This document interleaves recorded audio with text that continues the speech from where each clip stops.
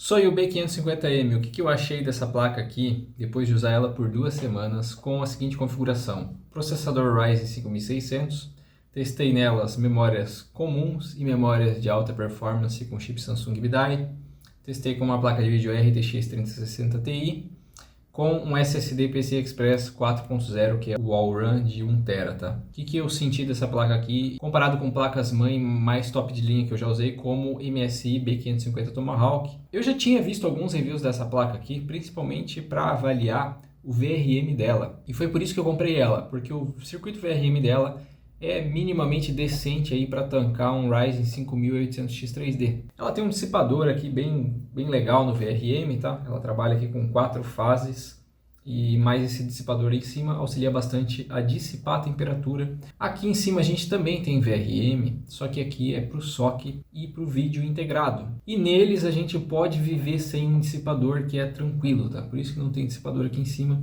É uma economia de custo, mas é algo que não vai fazer diferença. O que importa é esse dissipadorzão aqui e o circuito VRM que tem aqui embaixo. Então, uma das primeiras coisas que eu testei nela foi configurar o PBO, e eu ensinei aqui no canal no vídeo anterior, que eu vou deixar uns cards aqui em cima, como configurar ali o PBO da maneira adequada, né? A gente fez uma placa-mãe Asus lá, usando como exemplo, como configurar da maneira adequada para alcançar a melhor frequência possível ali no Ryzen 5600, e eu dei uma dica ali de como você faz se você tiver um outro modelo Ryzen, né? E testando nessa plaquinha aqui, ela alcançou as mesmas frequências que a gente atingiu na placa-mãe Asus, tá? Então isso mostra que assim, PBO ela faz tranquilo, tá? Esse é o primeiro ponto positivo dela. Segundo ponto positivo, por ser uma B550, ela tem a entrada PCI Express 4.0. Então, quando você usar um SSD NVMe que também é PCI Express 4.0, você vai poder utilizar ali o potencial total dele, né? Então, se ele é um SSD que faz 5.000 MB por segundo de leitura, ela vai conseguir alcançar isso, tá? Acho que esse SSD NVMe poderia estar posicionado em cima da placa de vídeo e eles poderiam deslocar aqui a parte do processador para cima, enfim, mudar um pouco o layout da placa aqui, porque a placa de vídeo, ela joga muito ar quente aqui quando o SSD fica aqui debaixo dela, tá?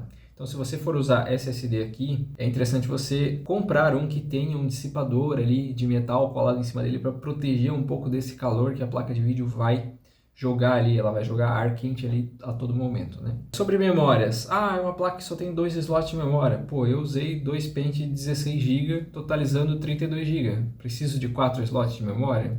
Não vai fazer diferença. Eu utilizei também memória de alta performance nela, que seria a 3600 MHz, o XMP, né, 3600 MHz com CL14, então latências bem baixas, memórias com chip Samsung BDI. Só ativou o XMP, ela subiu, rodou tranquilo. Então esses são os pontos positivos dela. Agora vamos para os pontos negativos, comparando ela com uma placa tipo de marca, assim, uma Gigabyte Aorus, uma Asus. O painel traseiro aqui da placa-mãe vai ter poucas entradas, tá? Então você tem aqui só 2 USB 3.0.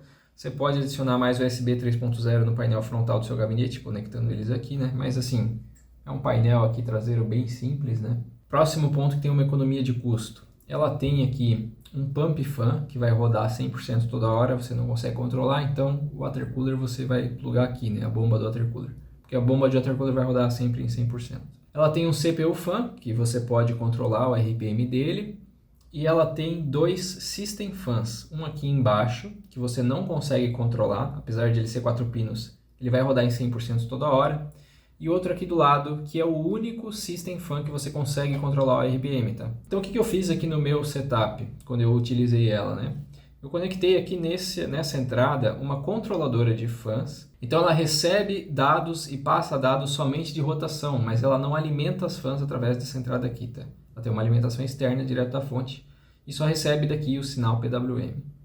E daí ali eu controlei todas as fãs do meu gabinete por essa entrada aqui, só que todas as fãs ficaram girando na mesma intensidade, no mesmo RPM, né? Outro ponto negativo dessa placa aqui é que ela não vai ter uma entrada de controle ARGB de 3 pinos 5 volts, tá? Então ela tem aqui embaixo só um de 12 volts RGB. RGB é diferente de ARGB, tá? Então, se você quiser usar ARGB no seu computador e usar uma placa-mãe dessa, você teria que comprar uma controladora RGB separada, né? Normalmente daquelas que vem com controle remoto, que daí você troca os padrões de cores e tal. Agora, qual que é o ponto muito forte dessa menina aqui? É o preço, né, cara? Pô, o preço disso aqui é imbatível. Tu vai encontrar lá no AliExpress, dependendo da promoção ali, alguma coisa entre 450 até 500 reais. Vou deixar o link dela na descrição. Então, achei bem interessante. Essa placa aqui vai entrar naquele gabinete ali atrás, no Cooler Master NR400. Vou montar um PC Gamer dentro dele com Ryzen 5600, com uma GTX 1660 Super, tá? E daí vai virar um PC Gamer bem legal ali. Quem tiver interesse em comprar esse PC e tal, pode falar comigo no Instagram, @jorgelucascouto, beleza? Outra coisa que eu vou mostrar para vocês no próximo vídeo, Fantelcer T30. Eu vou separar um vídeo, até porque pediram ali nos comentários, para falar sobre controle de RPM. Então, qual software a gente usa para controlar o RPM dos fãs do gabinete, né? O que a gente precisa para controlar? Olha só o Fantelcer T30. Cara, ele é um fã que tem uma construção assim bem robusta.